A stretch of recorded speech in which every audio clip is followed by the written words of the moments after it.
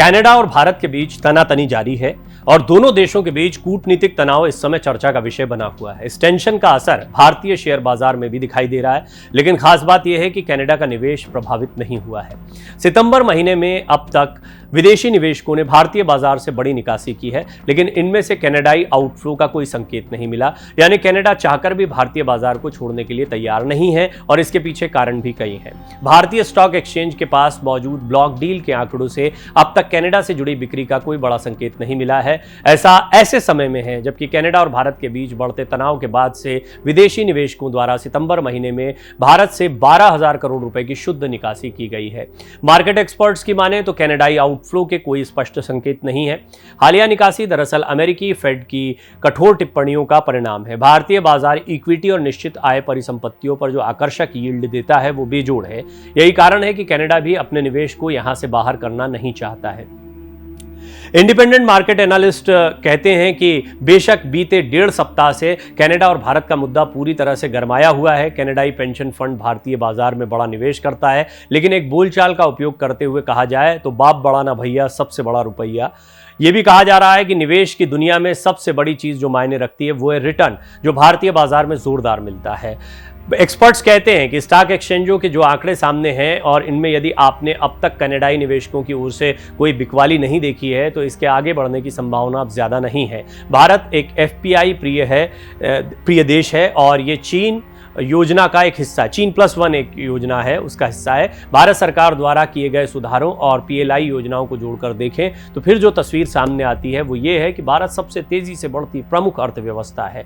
विशेषज्ञ ये भी कहते हैं कि कनाडा का मुद्दा महज चाय की प्याली में तूफान जैसा है। भारत और कनाडा दोनों देशों के बीच सालाना कुल द्विपक्षीय व्यापार लगभग $8 अरब का है। कनाडा के 2 सॉवरेन फंड CPPIB और CDPQ के पास 1 दर्जन घरेलू शेयरों में हिस्सेदारी है। डिपॉजिटरी NSDL के मुताबिक कनाडा में मूल देश के साथ 818 रजिस्टर्ड एफपीआई थे।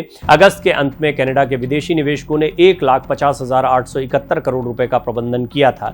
बात करें विदेशी निवेशकों द्वारा सितंबर में की गई बिकवाली की, तो जहां सितंबर में कुल निकासी 12,716 करोड़ रुपए रही, वहीं बीते महीने अगस्त में आंकड़ा 12,262 करोड़ रुपए था। ये दोनों ही आंकड़े जून जुलाई 2023 में हुई निकासी से कहीं ज्यादा कम है, क्योंकि तब निकासी का आंकड़ा 40,000 करोड़ रुपए के पार पहुंच गया था। जैसे ही Indian industry sector share holding pattern का खुलासा करना शुरू करेगा, कनाडाई निवेश की निकासी से जुड़ी पूरी तस्वीर भी साफ हो जाएगी। इसमें 1 या 2 हफ्ते का समय लग सकता है।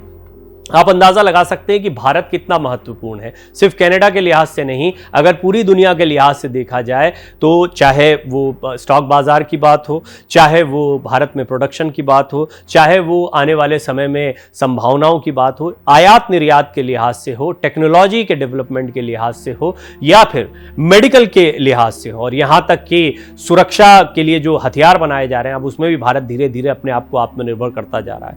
आप देख रहे हैं कि अमेरिका, ब्रिटेन, ऑस्ट्रेलिया, दुनिया की जो बड़ी बड़ी, यूरोपीय संघ, दुनिया की जो बड़ी बड़ी ताकतें हैं, यहां तक कि चाइना और रशिया, भले ही कुछ कुछ चीजों पर विरोध हो सकता है, लेकिन इसके बावजूद ये जानते हैं कि भारत किस तेजी से आगे बढ़ रहा है। भारत उस जगह को हासिल कर रहा है जहां पर दुनिया के इने गिने देश ही हैं, और भारत की स्थिति यह है, बहुत तेजी से बढ़ती हुई इकोनॉमी है, आत्मनिर्भर बनता हुआ देश है, साथ ही साथ खुद को शक्तिशाली बनाने वाला देश है। वो देश हमेशा लंबे समय तक शक्तिशाली बने रहेगा जो खुद का प्रोडक्शन करता है, ज्यादा से ज्यादा निर्यात करता है, अपनी इकोनॉमी को बैलेंस बनाए रखता है, और साथ ही साथ जहां पर लोगों की जो जीवन शैली है उसमें लगातार सुधार आता है। ये एक पॉइंट है जिस पर बहुत काम किया जा रहा है और काम करने की जरूरत है। इसी वजह से विकासशील और विकसित देशों में एक बड़ा फर्क देखने को मिलता है, लेकिन संभावनाओं के लिहाज से देखें तो सबसे ज्यादा संभावनाशील देश भारत दिखाई पड़ता है। यहां तक कि कुछ एक्सपर्ट्स जो अमेरिका के हैं वो तो ये भी कहते हैं कि भारत की स्थिति ठीक वैसी है जैसी एक समय इकोनॉमिक ग्रोथ की शुरुआत करते हुए चाइना की थी। चाइना और भारत की ग्रोथ को बहुत कंपेयर किया जाता है, क्योंकि चाइना ने भी हाल के समय में ही एकदम से ग्रोथ हासिल की और इसके लिए उसने अपने निर्यात को बढ़ाया, प्रोडक्शन को बढ़ाया, तकनीक को बढ़ाया, खुद को आत्मनिर्भर बनाया। कई ऐसे फैक्टर्स ने उसके लिए काम किया। अमेरिकी विशेषज्ञों का यह मानना है कि भारत बिल्कुल ठीक आज के दौर में उसी हालात से गुजर रहा है, और दुनिया भर के मार्केट में चाहे जो होता रहे, भारत पर इसका कोई असर नहीं पड़ेगा। कोई भी ताकत भारत की तरक्की को नहीं रोक सकती। तो आप अंदाजा लगा सकते हैं कि बेशक कनाडा और भारत के बीच में संवेदनशील चल रहा है रिश्तों का ये दौर, लेकिन इसके बावजूद कनाडा का जितना इन्वेस्टमेंट है वो कभी भारत से इस लिहाज से पंगा नहीं लेना चाहेगा, क्योंकि वो जानता है बाप बड़ा ना भैया, सबसे बड़ा रुपया।